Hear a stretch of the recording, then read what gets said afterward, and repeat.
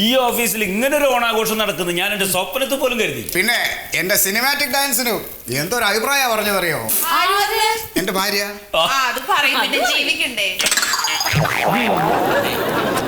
ഈ മസിൽ പിടിച്ചിട്ടേ കാലിളക്കാൻ പറ്റുന്നില്ല. എന്തായാലും ഈ പരിപാടി കൊണ്ട് എനിക്കൊരു ഗുണമുണ്ടായി. എനിക്കൊരു ബുക്കിംഗ് കിട്ടി. നമ്മുടെ മൈക്ക് സെറ്റുകാർ ഒരു ബുക്കിംഗ് തന്നിട്ടുണ്ട്. എവിടെ? അവരുടെ അമ്പലത്തില്. അവർക്ക് ആരോട് ദേഷ്യം? ഇവിടെ നടത്തിയതേ ഞങ്ങളുടെ പരിപാടിക്ക് കണ്ണിട്ടാതിരിക്കാൻ വേണ്ടി.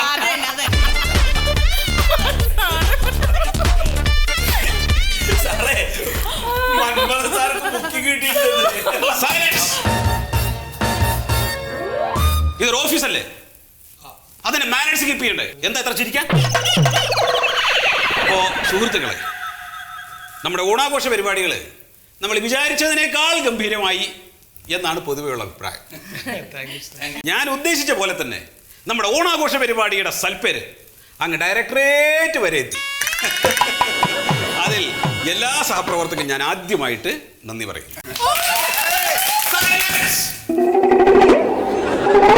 ഇതൊരു ഓഫീസാണ്, അത് ഓർമ്മ വേണം നിങ്ങൾക്ക്.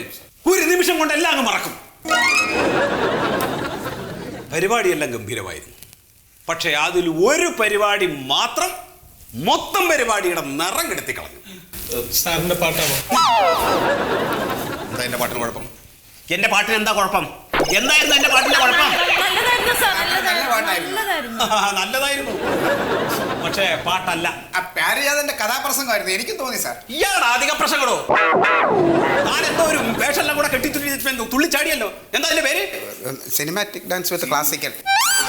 ഇനി അതിനെങ്ങാനും സിനിമാറ്റിക് ഡാൻസ് എന്ന് പറഞ്ഞ് താൻ കളിക്കാൻ നിന്ന് കഴിഞ്ഞാൽ എന്റെ സ്വഭാവം എനിക്കറിയാലോ. സിനിമാറ്റിക് ഡാൻസുകാർക്ക് മാനക്കേട് ഉണ്ടാക്കാൻ വേണ്ടിയിട്ട് മോശിച്ച വർഗം ആ പരിപാടി മൊത്തം കൊളാക്കി കളഞ്ഞു. ആ ഒറ്റ പരിപാടി കാരണം.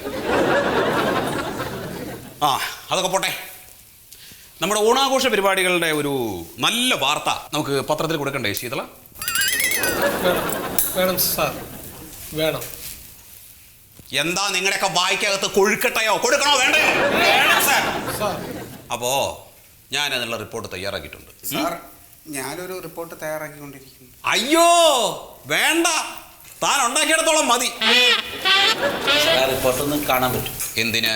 സാർ വായിച്ചെങ്കിൽ ഞങ്ങൾക്ക് കേക്കായിരുന്നു. എന്തിന്? അല്ല, അതിലെന്തെങ്കിലും വിട്ടുപോയിട്ടുണ്ടെങ്കിൽ നമുക്ക്. വിട്ടുപോയിട്ടുണ്ടാവാൻ നിങ്ങളല്ലല്ലോ തയ്യാറാക്കിയത് ഞാനല്ലേ. അല്ല, എന്തൊക്കെയാ എഴുതിയേക്കണേന്ന് അറിയാൻ വേണ്ടിയാ. ന്യൂസ് പേപ്പറിൽ നാളെ വരുമ്പോ എല്ലാവർക്കും വായിക്കാം. അങ്ങ് ഡയറക്ടറേറ്റിലുള്ളവന്മാരടക്കം വായിക്കും. അല്ല, ഈ കാക്കാരശ്ശി നാടകത്തെ കുറിച്ച് എന്താ എഴുതിയിട്ടുണ്ടെന്നൊക്കെ ഒന്ന്. കാക്കാരശ്ശി നാടകത്തെ കുറിച്ച് എന്ത് അഭിപ്രായം? കാക്കാരശ്ശി നാടകത്തെ കുറിച്ച് എന്താ അഭിപ്രായം എഴുതി ചേർക്കാൻ? അല്ല, എടാ, താൻ കൊണ്ടുവന്നതാണ്, അതൊക്കെ സമ്മതിച്ചു, താൻ അവതരിപ്പിച്ച പരിപാടിയാണ്. പക്ഷെ കാക്കാരശ്ശി നാടകത്തെ കുറിച്ച് താൻ എന്നെ പഠിപ്പിക്കണ്ട കേട്ടോ.